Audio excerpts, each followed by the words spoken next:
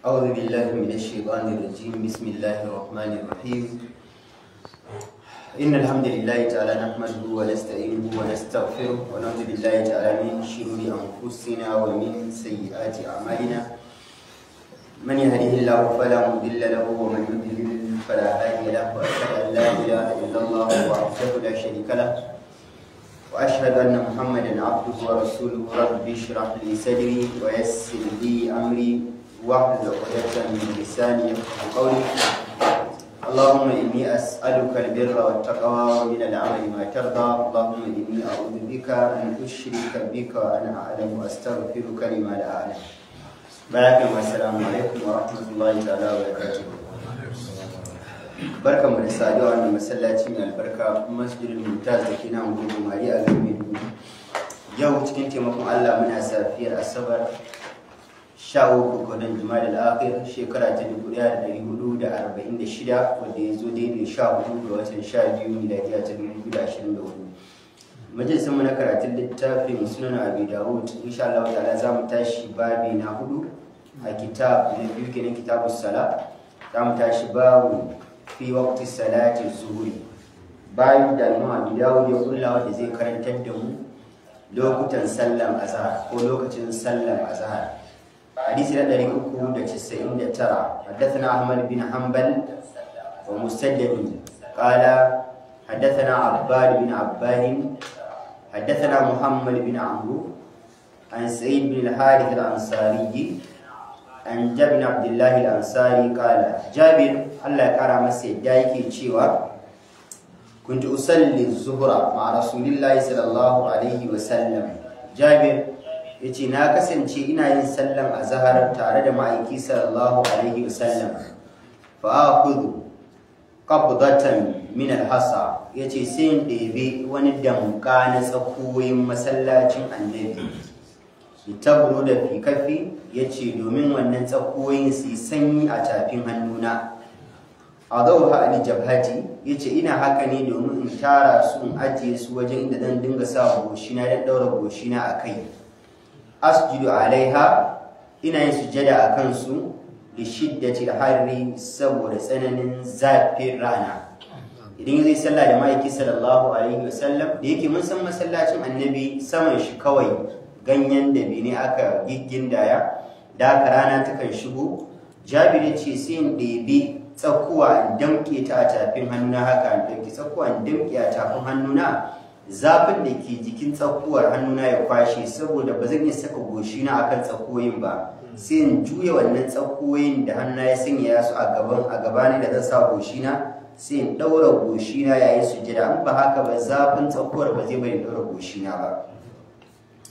wanda yake nawa kenan annabi sallallahu alaihi wasallam na yin sallar azhar ne a farkon lokacinta. inda ba a ci a farkon lokacin ta bato zafin tsakuwar ba zai kai matakin da shi Jabir Abdullahi al-Ansari yake faɗa ba. Sannan kuma wannan yake nuna maka cewa an fi so idan za ka yi sujjada, son samu an fi so ka yi sujjada akan goshinka kuma ya taba ƙasa ba akan wani abu ba. Duk da ya halatta mutum ya sa ya yi sujjada akan tufafinsa ko akan wani hankacif ɗinsa ko a kan sallaya ko ma a kan wani abu ne wanda ba zai cutar da goshinsa ba, zai samu sauƙin yin sujada, ya halatta.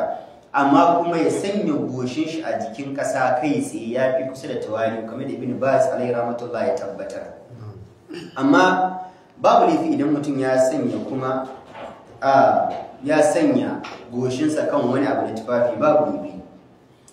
Akwai riwayar da Anas dan Malik yake cewa kunna nusalli ma annabi sallallahu alaihi wasallam, yace mun kasance mukan yi sallah tare da ma'aiki sallallahu alaihi wasallam. wa yadaw ahaduna tarafa thawbi min shiddati al-harri, yace ɗayan mu sai ya ajiye wani sashin tufafin da ke jikinsa. idan sahabi yana da mayafinsa to sai dan ja sashin mayafin sai ya ajiye a dan inda goshin shi zai sauka, sai yi sujjada akan wannan min shiddati al-harri. yace saboda tsananin sanyi, saboda tsananin zafi kai da muke fuskanta idan muka sanya goshin mu a cikin ƙasa, fi makani sujudi, a gurbin da muke sa goshin yayin sujjada. akwai ruwayar Khalid bin Abdurrahman daga Ghalib yace sajadna ala thiyabina, yace mun kasance mukan yi sujjada kan tufafinmu ittika al-harri saboda gushewa tsananin zafin da muke fuskanta idan muka sanya goshin mu a ƙasa yayin sujjada hakan da muke sallah da ma'aiki sallallahu alaihi wasallam. Akwai riwayar Muslim yake cewa idan lam yastati ahaduna idan ɗayan mu ba zai iya an yi makina jabhatahu min al-ardi ya dan fara goshin shi a kan ƙasa ba saba thawbahu to sai shimfida tufafinsa fa sajada alaihi sai sujada kan wannan tufafin na saboda tsananin zafin rana da ake fiskanta yayin sujjada a lokacin da manzo Allah yake sallar azhar. Da wanda yake da kin halaccin ya halatta ka sanya tufafinka kai sujjada akan shi. Kuma wannan yasa malamai suka ce dogaro na hadisin da muka karanta na Anas suka ce babu laifi idan mutum ma tufafin da zai sanya tufafin ma na jikinsa mayafin na jikinka sai ka ja wani sashin mayafin matukar ba za ka yi tsaraici ba sai ka kawo shi da nan goshinka ka jira kai babu komai. Kamar yanzu idan za ka jira sai gaban rigarka sai ka shimfiɗa shi a ƙasa sai ka jira a kai saboda tsananin zafi babu komai. Idan ka sanya hankacifinka babu komai, idan ka sanya sallayarka babu komai, idan ka nemo wani yadi ko wani kyalle ka sanya don ka jira a kai saboda tsananin zafa babu komai. Wannan yana mana kuma abinda sahabban suke ba wani abu ne na motsi da yawa wanda zai cire musu khushu'i a sallar su. Kaga idan dawo mai yafin ka shimfiɗa wani abu ne na motsi a sallar wanda zai cire ka da khushu'i. حديثنا 400 حدثنا عثمان بن أبي شيبة حدثنا عبيدة بن حميد عن أبي مالك الأشجعي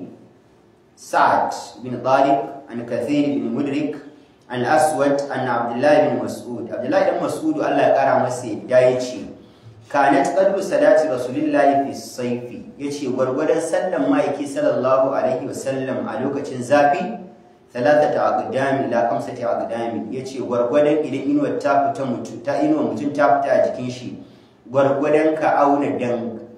kafa 3 ne zuwa kafa 5 wa fi shitayi a lokacin sanyi kuma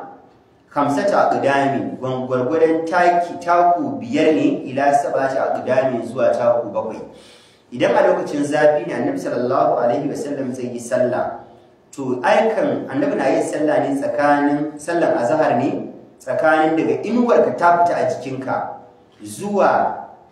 wani ya zo gefanka a lokacin da inuwarka ta bar jikinka wani ya zo gefanka ya sa kafar shi kafa 1 kafa 2 kafa 3 wannan tsakanin manzo Allah yake yin azhar yana yin a wannan tsakanin har zuwa kafa 4 kafa 5 an gane karatun nan kuwa yau idan yanzu misali ka tsaya a rana ai inuwa tana kwanciya a jikinka ta kalli yamma to wannan inuwar ta kalli gabar kai inuwar da ke kwanciya a jikinka to idan kai ka tsaya wani yakan zo daga cikin kafarka sai ya auna taku 1 taku 2 taku 3 a lokacin zafi wannan tazarar lokacin annabi ke sallatin azhar daga wannan lokacin da ta fita a jikinka duka mazala sallatin azhar har zuwa taku 4 har zuwa taku 5 amma a lokacin sanyi fa manzalla yana yi har zuwa daga taku 5 har zuwa taku 7 wannan maganar Khattabi a cikin Ma'alimus Sunan Sharh Abi Dawud yake cewa ba fa ana nufin kowane gari da kowane ƙasa wannan lissafin za su dauka ba kowa za su dauki lissafi ne gwargwadon iklim din su gware ne garin su da akwai garin da inuwarsu tana da tsawo akwai da inuwarsu ba ta saboda yadda duniyar ke juya da kuma yadda ranar ke fitowa daga sassan wajaje daban-daban kaga yanzu kan mutanen da ke Saudi Arabia suna tsakiyar duniya ba za ka lissafa inuwarsu shimfiduwar inuwarsu a lokacin da kai kake na jira duk lissafa shimfiduwar inuwar ka ba dan kai kana baya da su an gane ko misali yanzu a Najeriya inuwar mu takan bambanta da mutanen Jos saboda haka Jos suna rami mu kuma muna sama ba za ka lissafa shi inuwar mu da wani garuruwa ba saboda wal Allah muna rami mu kuma akan su kuma suna sama mu to yace Khattabi yake cewa wannan abin nan Jabir Abdullahi dan Mas'ud kai yana bada bayanin ne akan yadda Annabi sallallahu alaihi wasallam ke sallah da sahabbai a garin Madina yace wannan lissafin ko a garin Makka ma zai bambanta da Madina ballantina kuma wasu wajajen daban Allah ya sa mun gane wannan kuma yake nuna maka manzon Allah sallallahu alaihi wasallam yakan sallaci sallar azhar da dan zafin rana wani lokaci wasu suka ce annabi na yi ne kafin a saukan masa da wahayin a ɗan jinkirta azhar zuwa lokacin da rana ta ɗan yi sanyi kaɗan. A farkon musulunci maza na sallatin azhar da zafin rana su shine wani hadisai guda biyu suke ƙoƙarin nuna maka. Wancan hadisin da Jabir ya ce muna sa tsako a hannunmu da wani hadisin da ake maganin kafa 3 zuwa kafa 5 duka lokacin akwai tsananin zafin rana ai. To daga baya kuma sai Allah sarki ya bada daman a dan sassauta sallar ta ɗan yi gaba kaɗan saboda a samu ɗan sassaucin zafin rana. حديث نقل يقول حدثنا أبو الوليد الطيالسي حدثنا شعبة أخبرني أبو الحسن قال أبو داود أنا أبو داود يكي تشيو أبو الحسن هو مهاجر أبو الحسن اللي يكي تشيوانا حديث شيني المهاجر ما لم يسكي مهاجر شيني سونا سنة أسلي بويركني يا بني قال يتي سميت زيد بن وهب يتي زيد بن وهب يقول سميت أبا ذر يقول يتي ناجي أبو ذر صحابة النبي صلى الله عليه وسلم يتشيوا كنا مع النبي صلى الله عليه وسلم يتي وترى تعالى ما يكي صلى الله عليه وسلم فأراد المؤذن أن يؤذن الزهرة سيمي كرا صلى بلال يسو يقعد كرا صلى الزهر فقال أبرد مازال سيجا سنير دي كلام ثم أراد أن يؤذن سي بلال يقال تاشي كان زي قال كرا صلى دي بلوكة الزهر ينا قال مزاوا غبا فقال أبرد مازال يجا بلال دنسا كسنيا يا وادي مرتين an yi tsakanin wannan abin da Bilal da manzon Allah an yi har sau 2 au 3 ko kuma an yi sau 3. Bilal ya tashi zai kira sallah azan sai dan sanya ya ne Bilal ya koma ya zauna. Can Bilal ya miki zai kira sallah ya ce Bilal koma ka zauna. Can Bilal ya ƙara tashi zai kira sallah ya ce Bilal koma ka zauna sassauta ne ka bayyana ta dan yi sanyi. Wanda yasa malamai suka dan yi sabani wai shin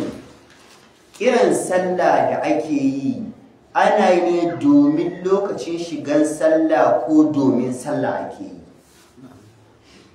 Alemani, me ka fahimta? Ana yin kiran sallah ne domin sallah ko ana kiran sallah ne domin shigan lokacin sallah? Kai ma shi ne fahimtar ka? Domin shigan lokacin sallah. Kai ma shi ne fahimtar ka? Domin sallah. Kai ma shi ne fahimtar ka? Me fahimtar ka? Kace domin shiga sallah ko domin shiga lokacin sallah na hujja ko zai yi wa a kira sallah a cikin sallah aka yi kan yi wa a kira sallah a cikin sallah. Okay, to shikenan wai da sabanin fahimta a bayan tasu su sun ci ana kiran sallah ne domin shigan lokacin sallah. Domin sallah okay, hujjar ka wannan hadisin da muka karanta. Okay, Bilal ya so ya kira sallah ya jinkirta kuma lokacin sallah ya riga ya shiga kenan domin sallah ake ba domin lokacin shiga lokacin sallah ba shine fahimtar ka. Barakallahu fi waye ke don fahimta tare da malami sai ko tare da su ayyuka mi kuri an ga kana tare da waye kana tare da malami Isa dai malam kana tare da waye malam Isa malam Hassan kana tare da waye malam Isa kana tare da waye kai kana tare da waye kai kana tare da waye kana tare da waye kana tare da sai kai kana tare da sai ai ko a azumi ina ko a azumi in za kira sallah lokacin sallah bai shiga bai ba za ki ko ba zai yi a sharuwa ba har sai lokacin sallah ya yi kai ka ce kai ma kenan ana kiran sallah ne domin lokacin sallah. Idan aka zo sallah asubahi liladanan manzo Allah mutun nawa ne? Biyu ba Abdullahi ibn Maktum da Bilal. Abdullahi ibn Maktum yana kiran sallah ne a lokaci na biyu. Bilal yana kira a lokaci na farko ba? Kenan Bilal ya kira sallah, Bilal da yake kiran sallah da asubahi yana kira ne domin shiga sallah ko yana kiran sallah ne kamun babin nan yawwa. Kun gana tambaya ta? Yanzu misali ba muna kiran sallah 3:30 ba? Shi wannan kiran sallah da aka yi 3:30 an kira domin sallah ne ko domin lokacin shiga sallah ne? Domin fadakarwa? Domin sallah? Shi da sallah 3:30. amma ba sallan asuba Lokacin da ya shiga, kun ga wannan sabanin da shi ne sabanin da aka samu an murzai gashin baki tsakanin malamai su ma. Wasu suka ce ana kiran sallah ne domin shigar lokacin sallah, wasu suka ce ana kiran sallah ne domin sallah. Wanda suka ce ana kiran sallah ne domin shigar lokacin sallah suka ce ka ɗauki hadisan as-salatu khairun minan nawm bayan fitowar alfijir ne. In ka ɗauki sallan azahar ana kiranta in ba dan kisin zafin nan ba ana kira idan rana ta daga rana ta yi zawali, hadisin da muka karanta a baya an rana ta yi zawali an Bilal zai kira sallah. Ai yanzu ma Bilal me ya ankaro shigan lokacin sallah, Bilal ya ankaro yasa ya kira sallah. An fahimta ya ankaro ne yasa ya kira sallah, shi yasa ma da ya ga lokacin ya shiga zai kira ne ce kuma ka zauna, ya san lokacin ya shiga zai kira ne ce kuma ka zauna. Kuma a hadisi nan na mana annabi sallallahu alaihi wasallam yake cewa koma ka zauna. A shi hadisin shi Bilal ya fahimci ana kiran sallah ne domin shiga lokacin sallah, shi kuma annabi da yake cewa koma ka zauna akan lokaci sai manzo Allah ya kyare shi yana kira sai aka yi sallah. Nabi yana mashi kuma ana kiran sallah ne dan sallah din. A hadisi guda duka aka samu wannan masai biyu, kowa hujja tana nan kuma hadisi guda. Ko kun ga karatu? To shi sa aka samu sabani, wasu suka ce a domin sallah, wasu suka ce domin lokacin shiga sallah. Da yake ba matsalar bace ballantana in ka zo a lulu za mu tattauna shi sosai. To shi sa malamai suka ce Annabi sallallahu alaihi wasallam ya shi mishi sanadi saboda a samu sassaucin tsananin zafi dan mutane su samu dan sassauci na yin sallah. Hatta ra'aina fai'at tulul, har sai da muka ga inuwar tarin kasa. Idan aka yi ƙura a lokacin musamman inda ake da sahara sosai, za ga idan iska ta ɗebo ƙasa ta yi wani tudu kamar an tara ƙasa ba, kamar tifa ta zubar da yashi. To wannan tudun har sai da muka ga ya ba da inuwa, wadda galibi malamai suka ce tarin ƙasa baya ba da inuwa sai lokacin da rana ta kwanta sosai. Yanzu idan ka ga aka ce wannan tarin ƙasa ne, tsawon teburin nan tarin ƙasa ne, ranar da ke karkacewa zuwa yamma a sami inuwa a gabar, galibi in dai ranar bata kwanta sosai ba to wannan tarin kasan ba zai bada inuwa ba. Kenan zaka ce a misali a yanzu ka ce an kai azahar din har kaman karfe 2 da kusan minti 30 ko minti 40 a zamanin mu yanzu. Dan inuwar da ran da za ta bada inuwa a jikin tarin kasa ba irin yadda rana ta bada a jikinka ko jikin sanda bane. Dan shi tarin kasan ba kasa da ma yake asali yayi. To da haka an ja lokacin yayi baya har kusan la'asar ya kusa shigowa ma. Su makala annabi sannan sai ya ce inna shiddatal harri, mazala ya ce lalle tabbas kusan da cewa tsananin zafi da kuke ji nan min faihi jahannam, mazala tana daga cikin numfashin jahannama. Wa idza shtaddal harru, annabi ya ce idan har zafi ya tsananta fa abridu bis salati, to ku sassanya sallah, ku sanya sallah. A Ibn Baz alaihi rahmatullah an tambaye shi game da wannan hadisin a lokacin Annabi sallallahu alaihi wasallam babu air conditions da yanzu muke da shi a masallatai, babu fankoki da muke da su a masallatai, babu. To shin wannan hadisin har yanzu yana nan a babinsa ko kuma a ya tashi aiki aikin shi ya tashi? Saboda kasantuwar yanzu matsalar da ake fuskanta a wancan lokacin yanzu ba a fuskantar ta. Kaga da masallacin Annabi sallallahu alaihi wasallam babu rufin irin namun nan, babu silin, babu fanka, babu AC, babu. Dama kuma tsananin zafin ne sa manzo Allah sallallahu alaihi wasallam a sassauta su a bari sai gari ya dan yi sanyi, sai rana ta dan yi sanyi. To yanzu a masallacin da kake sallah, in ka shiga masallacin ne ma kamar da mai tambaye shi, yace in ka shiga masallacin ne ma kake samun sanyayuwa da sanyi saboda AC da fanka, in ka fito ne ma zafin zai dame ka. To shin ayi sallah a farkon lokaci yafi ko a jinkirta ta? Sai Ibn Baz ya ce ai illar da yasa manzon Allah sallallahu alaihi wasallam ya ce a sassauta din saboda kada mutane su cutu ne sanadiyyar zafin, kada mutane shiga kunci da damuwa ne sanadiyyar zafin. To tunda illar ta kau, to yin sallah a farkon lokaci kuma shi yafi. Idan wadda kuma suke da illar tare da su, kamar inda suke da matsalar babu hankoki babu kaza, suna sallah ne a cikin zafi, za a fito a sallah ana fifita, ana sallah ana zuba, to su wannan sassauta kuma shine fikihun su. Allah ya sa mun gani. Hadisi ya 402. Hadathana Yazid bin Haid bin Mahab al-Hamdani wa Qutaybah bin Sa'id al-Thaqafi anna al-Layth haddathahum Ali bin Shihab an Sa'id bin Musayyib wa Abi Salama an Abi Hurairah anna Rasulullah sallallahu alaihi wasallam qala. Abi Hurairah Allah kara masa yadda yake cewa idan shtadda al-harum Annabi sallallahu alaihi wasallam ya ce idan zafi ya tsananta fa abridu anis salati manzala ya ce to ku sanyaya daga sallah ku sanyaya game da sallah kidan ku bari sallah ta dan baya a dan samu sassauci na tsananin zafi qalab nuwa bi ta bi salati ku sassauta daga yin sallah fa ina shiddata harri saboda tsananin zafin rana da kuke jin nan tsananin zafi da kuke fuskanta a lokacin zafi min faihi jahannam yana daga cikin numfasawar jahannama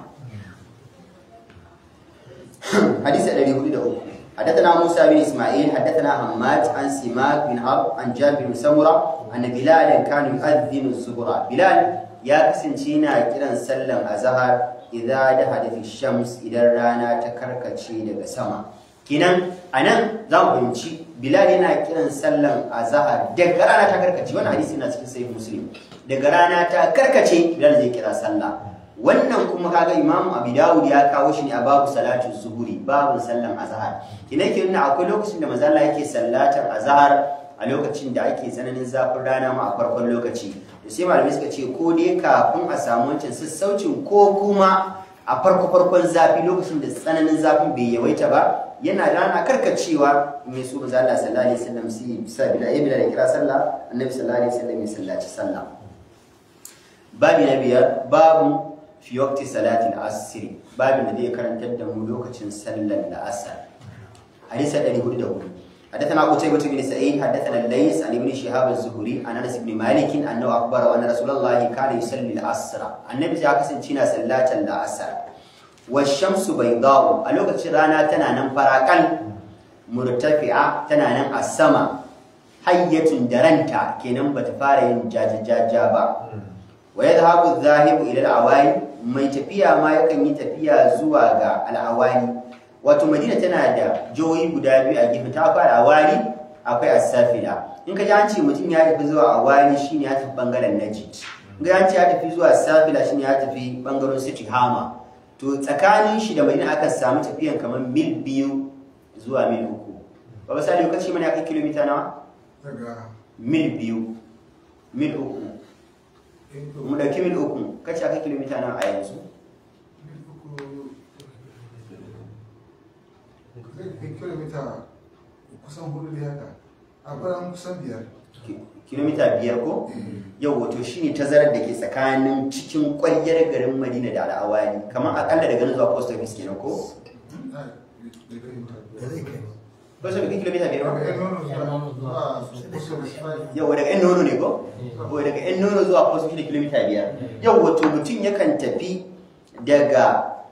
ɗan nono zuwa har post office da kafa a tafiya irin tasu da kafa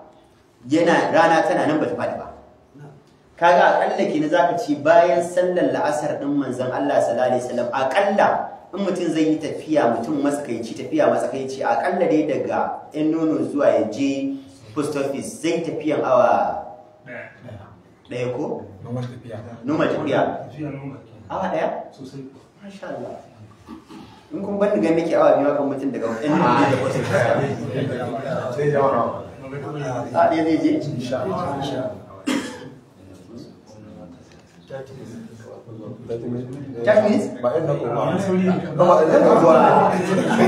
amma akwai saurin da mutum zai yi ma daga ino da je post office awa daya a minti 30 sauri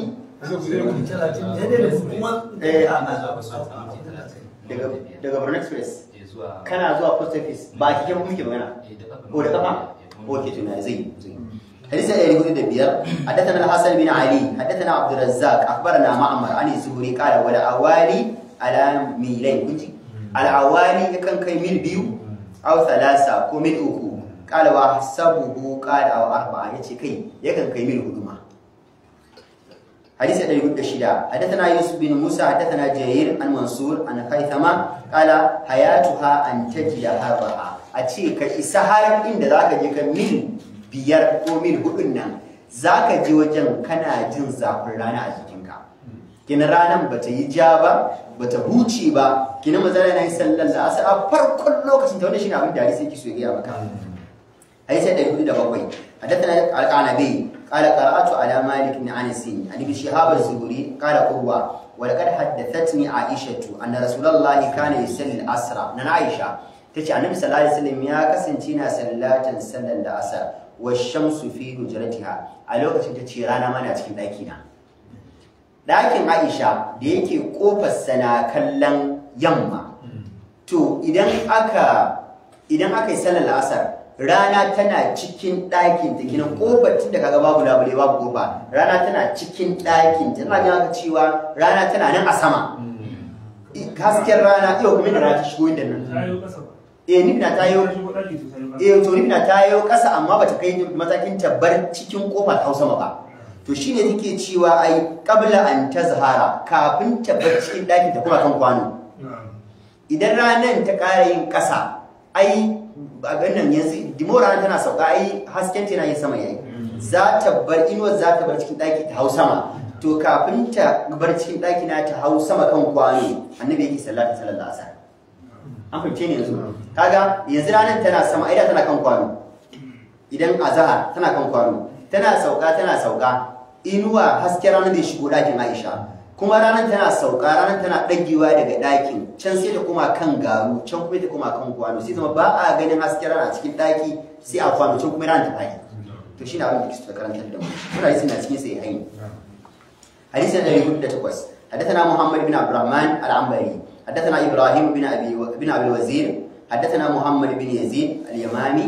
حدثني يزيد بن عبد الرحمن بن علي بن شيبان عن ابيه عن جده علي بن شيبان قال قدمنا على رسول الله كاكن علي بن شيبان yake cewa qadimna ala rasulillah mun zo ga annabi sallallahu alaihi wasallam almadinata mun zo birnin madina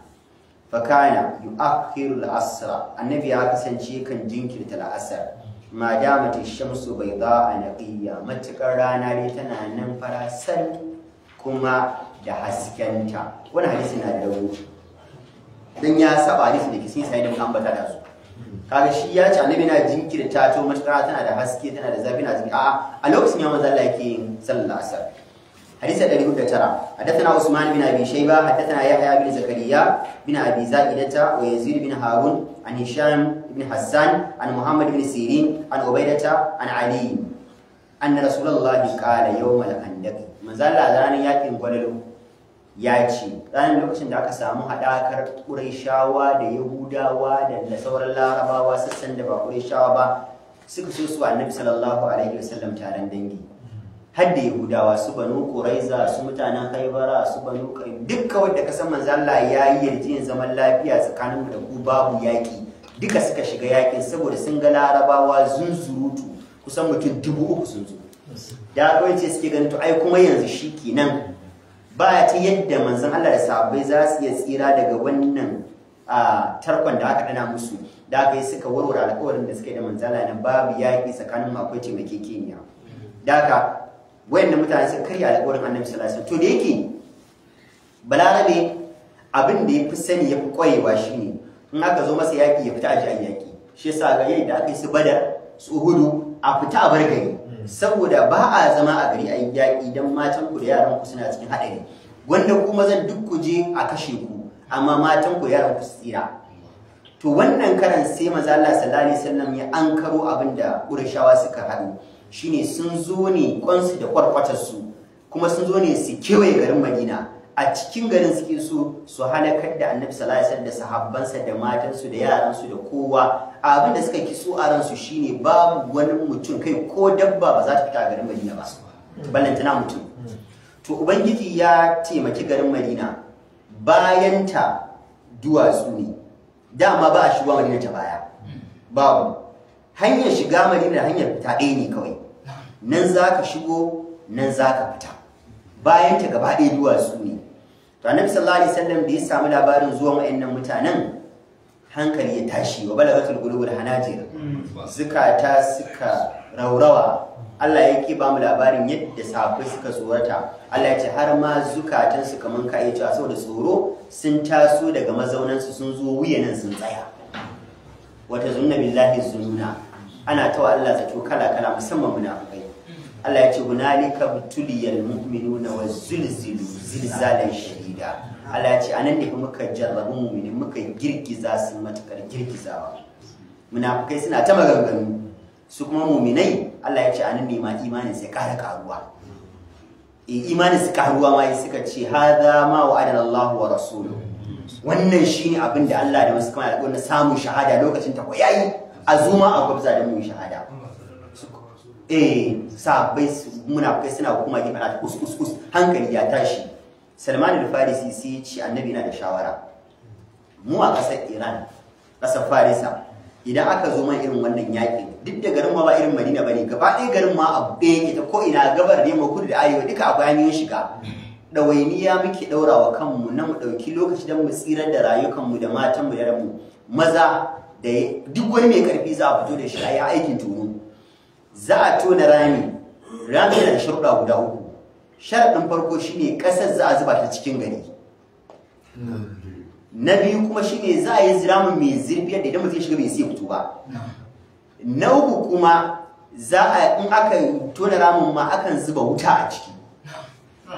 wani lokaci har wuta suna zuba a ciki da haka idan mutum ya zo daga bayan gari mu ko muna cikin garuruwanmu ba za mu tsaya ba kira mu ballantana dinga harbo mu da kibiyoyi muna cikin gari in ka harbo kibiyar ka sai dai to samu ta fada ko kokon kwano kuma ba za ka iya tsallau in kai tsalle ba za ka yi tsallakuwa ba za ka yi saboda babu kasa ballantana ka binne yace haka muke sai abokanan gaba su haƙura su koma manzala ya ce wannan shawar da Salmani yayi ta yi sa annabi sallallahu da kanshi da sahabbai aka ringa tuno aka kewaye bakin garin Madina Abu Sufyan da shi da tawagarsa suna zuwa da ya ga irin abin da aka shirya wa Madina ya ce wannan shawarar ba ta balarabi ba ce ba a taba samu a wannan tsibirin balarabi ya yi irin wannan tunanin ba wani ne ya ba su wannan shawara da suka zauna a bakin gari suka ce mu zauna dama sun zo da abincinsu sosai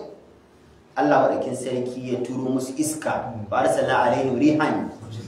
wa junudan lam tarawha Allah ya ce muka aiko musu iska da wasu sojojin da ma ba sa gani amma hakan fa sun ta harbe har sun dan kashi sahabbai daya biyu haka suka ne to a wannan yakin gwarnan Khandak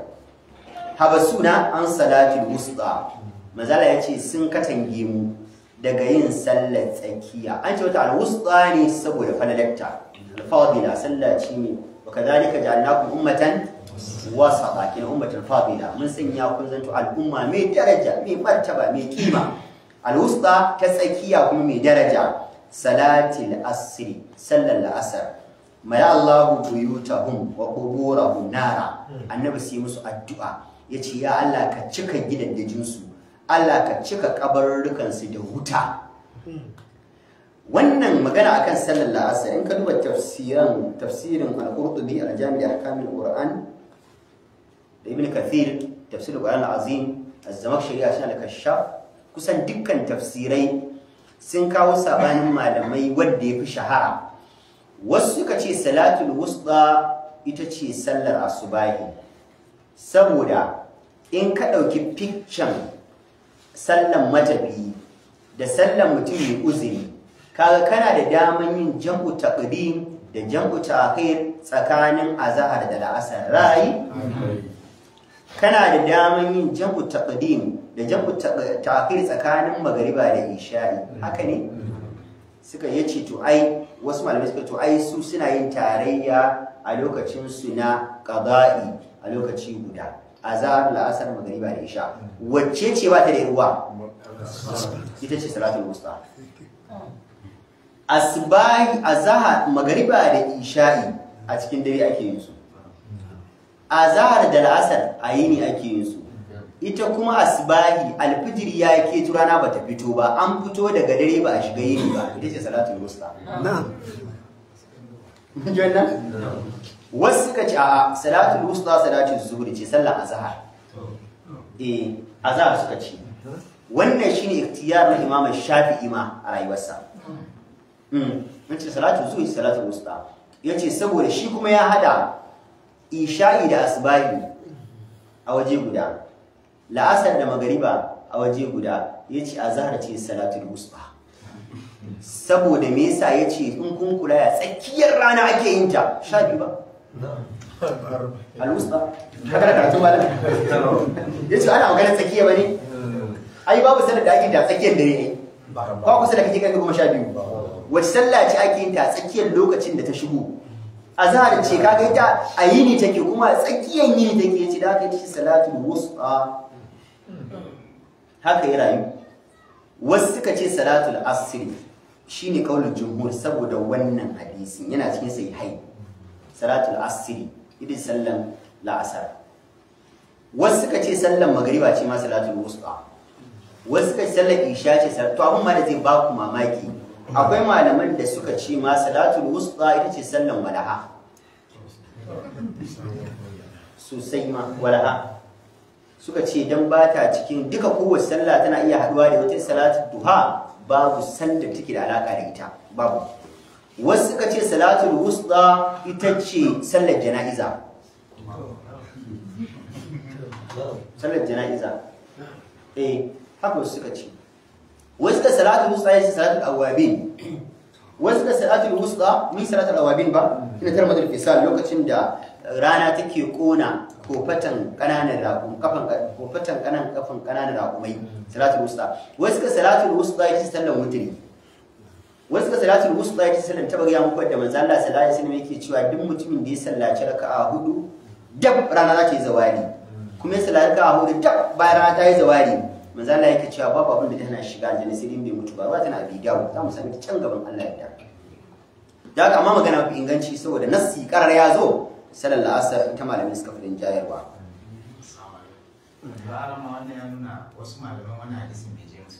kamar imam shafi'i ba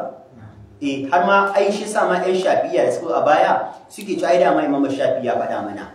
duk abin da na faɗa sai kuka samu hadisi ya inganta ya kishiyanci magana ta ya ce ku ɗauki mata ku buga ta da garu haka ya faɗa ya ce ku ɗauki magana ta ku buga ta da garu ku ɗauki hadisi ku bar magana ta ya ce wannan hadisi shine mazhaba ta ba magana ta ba hadisi 410 hadathan laka an abi an malik an zaid bin aslam an liqaqa bin hakim an abi yunus maula aisha abi yantaccen baran aisha ne baba sai ka san bara ko ka san bara ba a ba shi ba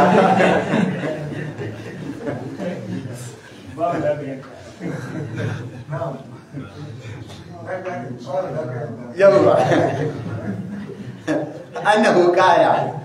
yake cewa amaratni aishatu na Aisha ta umarce ni an aktuba laha mushafan da rubuta mata mushafin qur'ani wa qala tace idza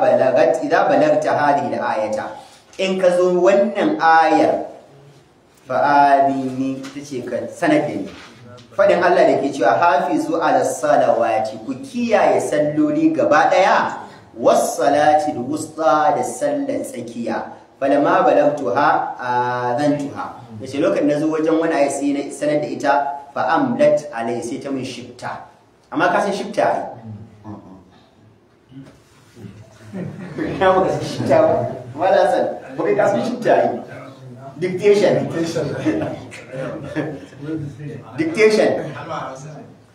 shift aka kalla Hausa ce ai da wasu imla'i larabci ne dictation turanci ne shifta shine Hausa shifta tace sai ta mun imla'i hafizu ala salawati ku kiyaye salloli gaba daya was salatil wusta da kuma sallar tsakiya wa salatil asr da sallar la'asar wa qumu lillahi qanitin ku tsaya gaban Allah kuna masu da'a thumma qalat Aisha tace samituha min rasulillah wannan aya hakan ta daga bakin annabi ne ji ruwaya tana cikin muslim akan wannan hadisin da yake ya inganta an samu ganin malamai kusan magana hudu wasu suka ce wannan ruwayar ta Aisha qira'a ce shazza saboda qira'ar Qur'ani ba ta tabbatuwa mutawatira sai ta zo ta fiskoki da yawa kuma an samu sahabbai da yawa sun karanta suka ce wannan qira'a ce shazza kai da littafin ku alwafi ko alwafi fi qira'ati al-ashara wa fi qira'ati sab'ani wanda tattara qira'ati suka zo ingantattu daga Annabi sallallahu alaihi wasallam banda wanda suke ba mutawatirai ba wasu kuma suka ce a'a ba qira'a ce shazza ba qira'a ce ta take da ma'ana daga annabi, amma sai dai adaf tafsiri ne. Adaf tafsiri ne. Wawun da ke wajen adaf ne na tafsiri. Sai ka ce hafizu ala salawati, ku kiyaye salloli gaba ɗayan su, was salati wusta, da kuma ma fa sallar tsakiya, wa salatil asri. Kenan salatul wusta wawun da ke wannan wajen to tafsiri na salatul wusta.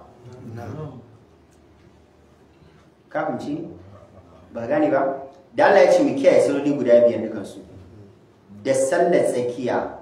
da sallar la'asar. Kenan kamar da sallar la'asar din, kamar da sallar la'asar tana fassara sallar tsakiya ne. Kenan aqaf tafsiri ne. Wawun ta zo aqafi ne akan salatul wusta din, amma tafsiri take akan salatul wusta din. Salatul asr din ta zo ne akan salatul, tana fassara salatul wusta din fa ita ce salatul asr. Kamar tafsiri ake yi. An kawo wawun ne amma tafsiri ake yi. Wasu suka ce idan kana so ka gane shi ne magana ta uku, suka ce wawun da ke nuna wajen za'ida ce. Ƙari ce suka cire ta. Sai ka ce hafizu ala salawati was salatil wusta salatil asr. Wawun da ke jin za'ida ce, ka gane? Kenan wa umurillahi qanitina. حديث الذي يقول لكم مشاهد. حدثنا محمد بن المثنى حدثنا محمد بن جعفر حدثنا شعبة حدثني عمرو بن أبي حكيم قال سمعت زبيرقان يحدث عن عروة بن الزبير عن زيد بن ثابت قال كان رسول الله يصلي الظهر بالهاجرة. النبي صلى سلم أزار دجرانا ولم يكن يصلي صلاة أشد على أصحاب رسول الله منها. باب صلى الله عليه وسلم صلاة لصحابين شمي سنني أكن تسوي الصافي لسكي بسكنتا. فنزلت سي الله يسقط حافظوا على الصلوات والصلاة الوسطى والصلاة سلولي غباديا وكما صلى تسكيا وقال إن قلبها صلاتين إن قبلها صلاتين وبعدها صلاتين. مازال سي يجي غبانين صلى العصر akwai salloli guda biyu, bayan ta kuma akwai salloli guda biyu. Wannan hadisin shi ma ya inganta. Hadisi 412. حدثنا حسن بن ربيع حدثني ابن المبارك عن معمر عن ابن طاووس عن أبي عن ابن عباس عن أبي هريرة قال رسول الله من أدرك من العصر ركعة. النبي يقول جم mutumin da ya sallaci raka'a daya a cikin lokacin la'asar qabla an taghruba ash-shamsu, kafin rana ta fadi, bakar adraka to ya riski la'asar. Kana sallah raka'a daya al-asr sai rana ta fadi, daya da kai ta a lokacin magriba, ka samu ladan la'asar. kuma adraka min al-fajr raka'atan, wadda kuma sallan asbahi raka'a daya yayi ta biyun amma ya ta bayan rana ta fito kabla an taqulu ash-shams, kafin rana ta fito faqad adraka to ya riski sallan asbahi. Wannan hadisi na cikin sahihi. Hadisi 113 hadathana Nabi an Malik an al-Ala ibn Abdurrahman annahu qala dakalna ala Anas ibn Malik. Ala yace mun shiga wajen Anas dan Malik ba'da zuhuri, bayan sallan azhar, fa qama yusalli al-asr, sai muka ga shi kuma Anas ya mata shi na sallatar al-asr ne. Falamma farga min salatihi, lokacin da Anas ya gama sallarsa, zakarna ta'jilas salati aw zakaraha, sai muka ambaci ko aka ambata masa yadda yake ake gaggauta yin sallah. Kala sai ce sami'tu rasulullahi yaqulu, shi yanzu kaga a wajen Anas su suna gama azhar kenan, sun yi azhar a ƙarshen lokacinta, shi kuma Anas yayi da asar a farkon lokacinta. Sai aka ce to ya Anas, ya labarin mene yake faruwa ne game da sallah a farkon lokaci din nan? Mun yi azhar ya zama kuma ya zama kana yin la'asar. Kaga kenan shi Anas yana yin sallah ne a farkon lokacinta. Dan lokacin ma da yake rayuwa a ƙasar Sham ne ko Kufa ne, kan sallaci sallarsa a farkon lokaci. Lokacin Abu Marwan na mulki yana sallaci a farkon lokaci. Idan suka za su jami sai ya je jami tare da su yi nafila. Yace saboda mu a zamanin manzon Allah ba ma taɓa barin sallah ta wuce a farkon lokacin ta, tana shika muke yin ta. To shine yake cewa naji annabi na cewa tilka salatul munafiqin, sallar da ba a yin ta a farkon lokacin ta sai an bari can lokacin ya kusa fita, kamar da ku kai sallar azhar a ƙarshen lokacin ta, tilka salatul munafiqin, wannan sallar munafikai ce. Tilka salatul munafiqin, wannan sallar munafikai ce. Yajlisu, munafiki zai zanna, yajlisu ahadihum, ɗayan su cikin munafikai zai zauna, hatta idza sfarati shamsu, hasira ta yelo, fa kanat baina qarnay shaytan, rana ta zan tsakanin kahon shidan guda biyu, aw ala qarnay shaytan, ko kuma rana tana kan kahon shidan. Qama sai ga ya tashi, fa naqara arba'an, sai da dungura guda hudu, la yadhkurullaha fiha illa qalilan baya ambatan Allah a cikin sallar sai dan kadan kina sallar munafikai ce idan qamu ila salati qamu kusala yura'una an-nasa wa la yadhkuruna Allah illa qalila mudhabbina bayna dhalika la ilaha illa wa la ilaha illa yace da masu munafikai da lokacin sallah nauyin jiki suke sai sun ga lokacin da ya kusa da ya tashi da wuri Allahu akbar Allahu akbar Allahu akbar assalamu alaikum wa rahmatullah mun samu dai lokacin da fita ba shi mu'minin kwarai so yake ma ya ga an kira sallah yayi buri yake ga lokacin sallah ya shiga an kira yayi sallah shi yasa manzo Allah yace da yake magana akan sab'atu yadhilluhumullahu fi zilli yawma la zilla illa zillu mutum bakwai inna manzo Allah sai ce wajibun qalbuhu mu'allaqun bil masajid da mutumin da zuciyar shi a makale take da masallaci kawai jiran lokacin sallah yake na turba agogo ana kira kuma shi ina tafi masallaci mu'minin kwarai haka yake baya jinkirta sallah lokacin da yi nisa hadisi 414 حدثنا عبد الله بن مسلمة عن مالك عن نافع عن ابن عمر عن رسول الله قال الذي تفوت صلاة العصر مزالاتي وند صلى العصر تقواتي مسا فكأنما وتر أهله وماله النبي يقول كمان ياي أسارة iyalansa da dukiyarsa ne gaba daya irin asarar lada da inda za a auna za ka yi shi abin da kwakwalwarka zai kama kama a ce kana da dukiya biliyoyi da matanka da yaranka duka suna gidanka dukiyarka ka tara ta astu a cikin gidanka gobara da ta cinye matanka da yaranka da dukiyar baba ko sun ke baka dauka ba to inda za a bude maka asarar ladan da kake idan ka rasa sallar la'asar a cikin jami'i a kuradin ci a cikin jami'i in ka rasa a cikin jami'i to asarar ladan da kake yi kaman asarar mutumin da ya rasa wannan abin ne gaba ɗaya dukiyarsa da matansa da yaransa قال أبو داود وقال عبيد الله بن عمر utira kan mutum ne ya halaka iyalansa sun halaka waqtulifa ala ayyub fihi malamin nisa ya game da shi wannan ayyub da ke cikin riwaya wa qala zuhri an salim an abihi an nabi qala utira ya halakar da ya rasa iyalansa da matansa gaba daya inda zai ga asarar ladin da yake yi